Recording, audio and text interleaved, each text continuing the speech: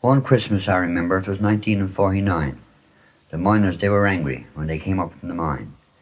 They wished to be with loved ones out around the bay, to enjoy a family dinner with the folks on Christmas Day. So they gathered at the station. Jack Cuff stood by the door.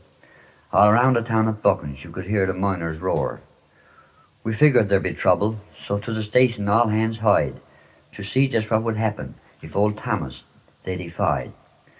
And so the crowd had gathered, and as the miners milled about, above the din and clamour you could hear a miner shout, "Here comes Martin down the track, his face a fiery red. The old man will not face us, but he sent his stooge instead."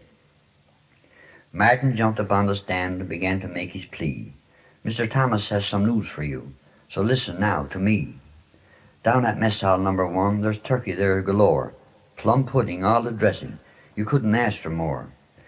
The men politely heard him out while Martin ranted on. Meanwhile aboard the engine something else was going on. Jack Cuff had sneaked aboard the car and locked each door to lout. He stuck his head out through the window and signalled to pull out. Number 2 began to move amid a burst of steam, the black smoke pouring from her stack.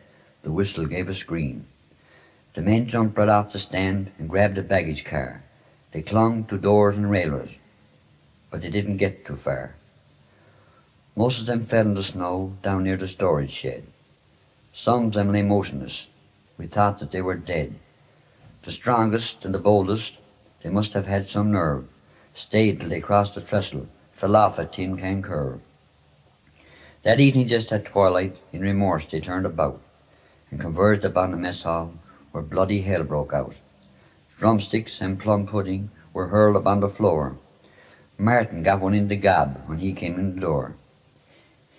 In the end they gained a victory, for on next Christmas Day they were allowed to leave the town with families for the stay.